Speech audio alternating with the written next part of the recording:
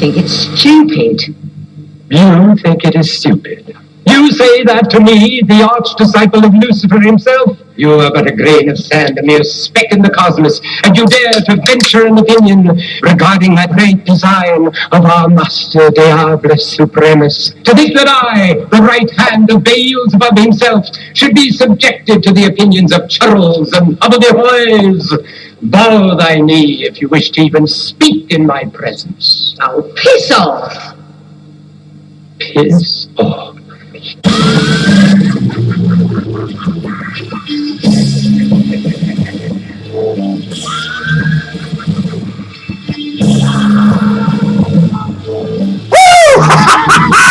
Well, the Wolf Tracks, I am Bobby the Wolf Mullins, your paranormal shock, your DJ, the outlaw, the #1 bad boy paranormal, that's right, the undesirable, and your friend of Black Sabbath, disturbing the priest. You know, I can't do this show without bringing a little Sabbath on, you know what I mean? So, here's mud in your eye and whatever, let's disturb the priest a little, shall we? God knows we all love a little Catholicism. God. I mean, it's okay, but let's just call evil as evil, right? Alright, get this thing rocking, shall we? Like I said, you're listening to Black Sabbath disturbing the priest. A little Vincent Price in the background. It's not bad. I like it. 700 years I have served our master faithfully, enduring the agony of the undead, the torture of eternal servitude, obeying his every command, anticipating his every whim, his slave, his servant, never diverted from his purpose, devoted to that cause. Well, anyway, guys, gonna be kind of a cool show, I guess. I had a thought the other day. I'm gonna be discussing power plants. Why I think civilizations of ancient times disappeared abruptly or faded off into obscurity and left only stone structures, and my theory on why. But we're going to listen to a little Black Sabbath while I get my disclaimer right quick. Woo! Nothing much like beer, right?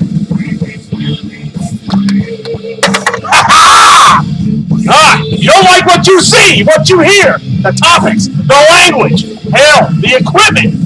And by God, turn me off. But if you like what you see, what you hear, the topics, the language, and by God, the equipment, I love my girl. And by God, turn me on. And on that note, I gotta have some more rest.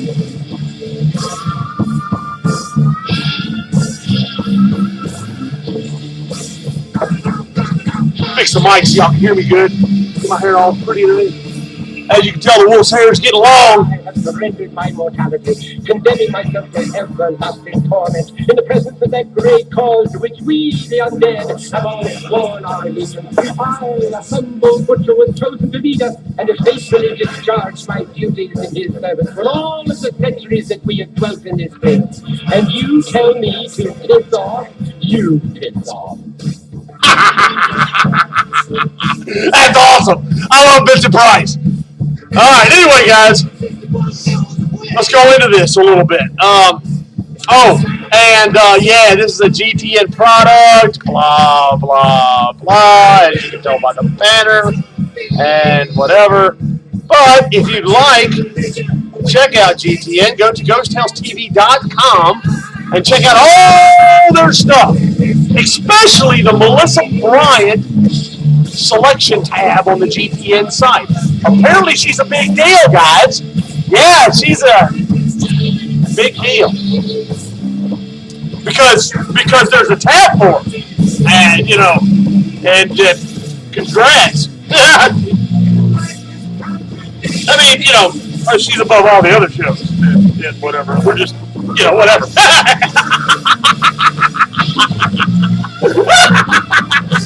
So yeah, check her out. Check it out on GTN. You know, they got About Us, comments, and all that, and shows, TV, and whatnot. I think I'm still under TV. I'm not sure. I think I was under radio. Now I'm under TV. So, yeah, check me out on ghosthouse.tv.com or YouTube.com. And make sure you know, since one of the main stars is on the ticker at top, it doesn't do anything, but her name is on the front of the GTN site, Melissa Bryant. My God, tune into that show. Oh. Yeah, if you, I don't know. It's an acquired taste. Anybody notice the sarcasm in that? Anyway, let's get to the topic at hand. Oh, and by the way, if you got any complaints about the show, or, well, your host, yours truly, Bobby Mullins. My God, and this is for you, Bardelli, because I love you, buddy. Give him a call at GTN. Bud's his phone. Because I love when he gives me surprises, and by God, let's keep giving him his surprises. Gotta love that laugh, huh? Kind of like a psycho in an alley with a knife, huh? Anyway, let's get back to the topic at hand, which is power plants in older cultures, or why cities and things like that just disappeared. Think about it for a second. All right. They speculate that there were power plants in medieval times. So now, if you think about that, think about Chernobyl, think about Japan, the nuclear power plants that we on this planet had that went boom. All right, now, also think about what happens when the lights go out. People wonder where all like the Mayans and the Aztecs went, and I don't know, the people from Göbekli Tepe, these other cities in Peru, the ones in Iraq and Iran, these ancient cities, why they just up and disappeared. Or the cities remained, but the people were gone. Well, think about it. What happens if the lights went out in your country? Looting. Okay, we know that. Whatever. A lot of heavy body count. I mean, there would be a lot of culling the herd, we'll say. So population is going to drop. Now, what's going to be left? Now, I'm not saying we built buildings on the magnitude or the strength level or durability level of, say, the Mayans, the Aztecs, Göbekli Tepe, the pyramids in Egypt, or whatever. Something that can endure that kind of time. But after we're gone, or the majority of us are gone, the only thing left is going to be what? The structures. Now, they built their structures out of andesite, or granite, or granite. Now, this stuff is tough, guys. This stuff will endure time, okay? And to give you an idea of why it will endure time, think about this. There are other solar systems. Too bad the Catholic Church doesn't believe that. Anyway, there are other solar systems in our universe. And they're not just revolving around a yellow sun. They're revolving around red suns. They're revolving around dwarf stars or dwarf suns. And some are actually orbiting what's called a pulsar. Okay, if you don't know what a pulsar is, it is a sun or star, I think, collapsing in on itself or something. Anyway, it spins like a lighthouse, like a beam going around a lighthouse. All right, it comes out on either side of the planet and spins around like two lighthouse bulbs. Well, these beams of light are intense bursts of gamma radiation. These planets that are orbiting these pulsars, which we found, the rock is enduring the gamma burst. So now if rock, indigenous rock, can endure steady bombardments of gamma bursts at high levels in close proximity, then what's to say their stuff won't last an eternity? Rock is always going to be rock, guys, unless it's melting. And apparently gamma can't do it. And gamma's some strong shit.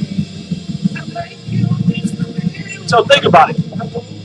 If the power went out in your city, your nation, your country, whatever, what's the first thing that would happen? Looting, culling of the herd, a lot of people dying. The population would thin. You're looking at 317 million people in the U.S. alone. Now, that's not counting the other countries. But out of that 317 million. You know there's going to be some culling. There's going to be a lot of death, a lot of murders, a lot of killings for food and supplies and keeping your family alive and blah, blah, blah. We're going to ravage resources, something fierce, because the power's off. There's not going to be fresh water. There's not going to be food shipped into us to our local Walmarts or grocery stores or whatever. So now you're going to have to fend for yourself. The strong will survive, the weak will fall to the wayside. So that might be why your Mayans, your Aztecs, and other civilizations just kind of disappeared. Because if you think about it, they speculate that the Great Pyramid, it's just speculation, was a power source. A pulse generator, I think they said it was. All right, now, if that's the case, they also say that the obelisks around the world, not just Egypt, there's obelisks all over the damn place, were like antennae, almost like Tesla wanted to do, free energy. And if these large power plants, I think there was one in Peru, there's documentation of one that went off. Apparently, they speculated it self-destructed, and part of the city is glazed like glass. The bodies, the skeletons are all radiated with radiation. The jewelry, the porcelain jewelry, and other like pots and stuff have all been fused together because of the high heat, almost as if a bomb went off, like a nuclear bomb went off, almost as if Chernobyl or Japan, like a meltdown. Now, if that's the case, there was a power plant there. All right, but look at these obelisks. They're granite, which have quartz crystal in them, which conduct electricity. They refocus it. Now, if that's the case, look at the condition of these obelisks. Some of them are chipped, some of them have fallen down. What if the grid failed? What if the grid failed? What if the generators stopped producing, the power plants stopped producing their generator, whatever they were using for power, stopped producing power? Now, we know they had it because we know of what they call the Baghdad battery. We also knew they had to use something to move these stones around other than sheer manpower. I'm sorry, but it would take a lot of people, animals, or whatnot to move a stone that's in Greece that weighs over 112 tons. That is a big stone, guys, and it's rectangular, squared off. And it's up 3 levels of stone. Now, you can't tell me that some big dude and his buddies got loaded up on beer and decided, let's just put a big square stone up there. No, that's not going to happen. You needed power to do that. We have machinery now. I don't think we could do it. So they had something. But now back to the topic at hand. What if the grid went down? What if these were power plants? What if these were generating electricity like Tesla? And these obelisks were the pickup point or the focal point for the free energy going through the current going through the air like Tesla was going to do for free, but our government wouldn't allow it. Now, what if these obelisks broke down, got destroyed, damaged somehow because of lack of use or overuse? Now the grid goes down. So now what happens when the grid goes down? I've already discussed that. There's looting, pillaging, trying to survive without resources and or power. The lights went out. And you're trying to survive, and the weaker ones don't. The strong do. The ones who can think, the ones who can make it on their own and can adapt to the change, make it. The ones that don't die off. A culling of the herd. Population drops drastically. So, I honestly think that there were some sort of power plant, or plants, plural, back in ancient history, and I think that's why you're finding these cities that are just abandoned. Not so much, I mean, there is overpopulation and there's over-harvesting of the resources and all that, but I think when the power went out, I think when everything went dark, things went to hell in a handbasket. And when that happened, all hell broke loose. So think about that. What would you do if the lights went out and never came back on? That means no refrigeration. That means no pumps for gas. That means no central air or heat. That means, oh my God, and the generation, this generation right now, no iPhones and no Facebook. Oh my God, the whole generation right now is this. texting the whole time or playing their stupid little games on their iPhone. So much for social skills, right? Oh my God, all the teenagers are like, they're in a group. They can't even go to a freaking club or whatever without doing this.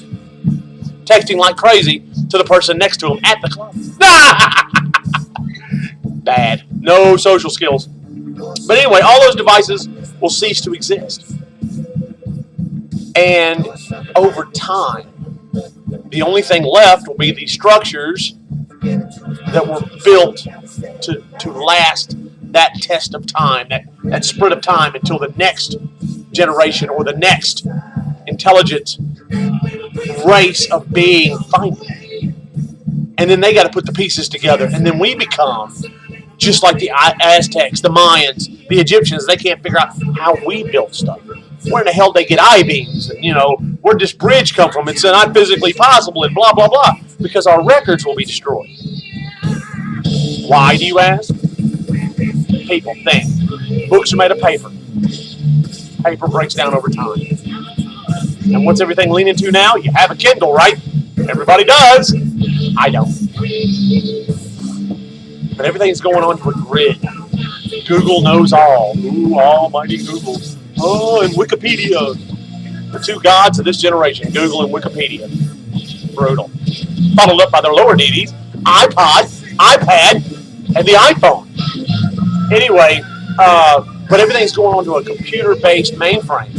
So when the power goes out, there's no mainframe. There's no researching anything off your little damn phone or the computer. There's no power, so you're not researching jack. So all that information, bye-bye, gone. True enough, it's stored in the computers, but over time, without proper cleaning, heat and air, something to keep the humidity down, to keep the rust out of the computers, the networks, all that decays. And when it decays, it's lost forever. So, think about that. You're talking about civilizations that were 10,000 years ago. Of course, their stuff, most of their paper stuff is gone. And if they had anything electronic, of course it's broke down over time. Metals rust. The only metal that doesn't rust is gold. And we've proven that. We've dug that up and found it. Just as shiny as the day they made it. Make a little dust on it. That's about it.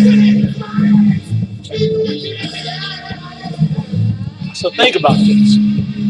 Most of our technology would be gone due to time, corrosion, rust, breaking down. Most of our records would be gone, hence paper books and or computers in a mainframe. Now,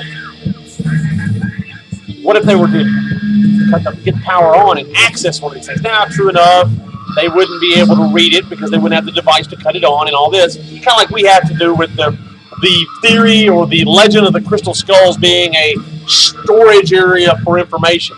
Because you can store information on crystal quartz, or on quartz crystals. Whoa, way too many of these already. But anyway, they've already proven that. We just don't know how to unlock it. We don't know where the on switch is. Just like in 10,000 years, if someone finds a computer tower or a laptop, they don't know how to cut it on. All that information's in there. Let's say, some big library stored all its records in some big computer file base or computer bank. That's great. They got it. They don't know how to cut the damn thing on, so it's useless. Kind of like the skulls are now.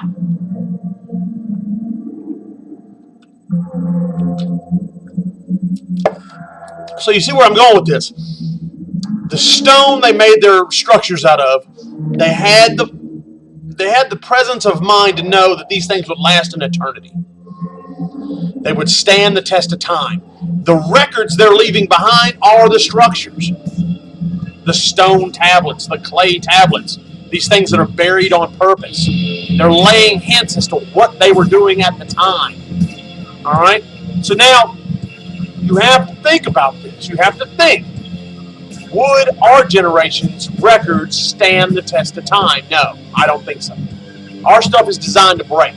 Every generation coming up has throwaway items.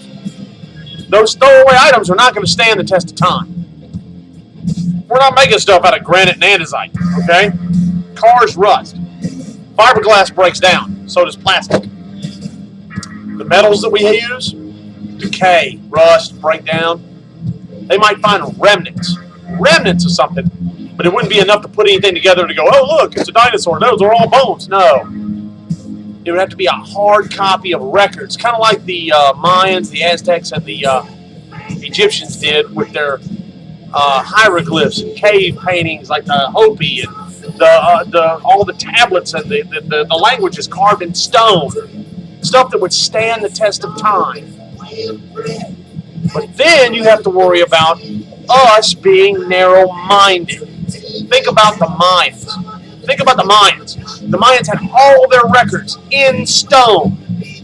What happened? The Spanish came over. Well, they saw all these crazy structures that they didn't understand, and they weren't willing to try to understand these people. So what did they do? Well, number one, they killed them, a lot of them, and they destroyed all the records. Everything they saw, they tried to destroy because it was satanic or evil, according to their religion. And all those records were lost because of a bunch of humans being narrow-minded. So now, I guess I've, weighed in on this enough. Get back to me if you want to. If you don't, hey, just think. That's all I ask you to do is think.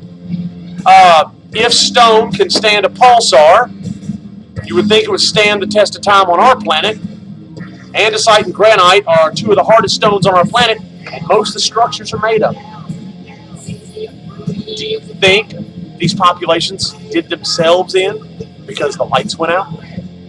Because if they have stuff called the Baghdad battery, and we found a small computer, like a Spanish galleon ship that was fresh out of the Stone Age, this computer carbon dates back to, then apparently there was technology. There's gold flyers, guys. Little sculptures of planes with tail sections that fly. I mean, come on. How did they know aerodynamics? The only way they knew is if there was technology. So now, run that through the old brain box a little bit. Get those juices going in the old brain pan. And, I'm going to toss down another one. Speaking of that, I need one. Oh, and the sound of the day. Hold on. Damn, it's like angels in a choir. But anyway, like I said, I'm going to toss down a couple more of these.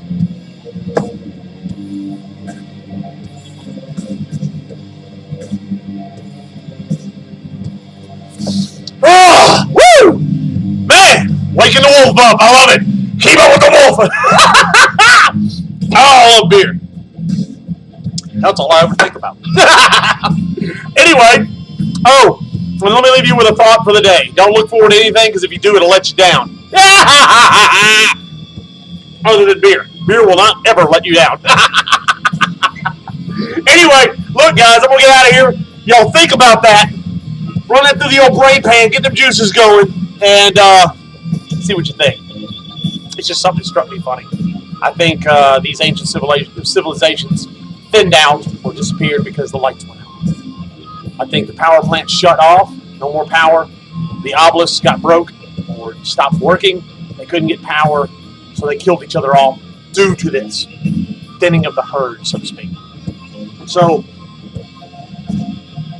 remember always, pay attention, open your eyes, open your mind, and open your ears.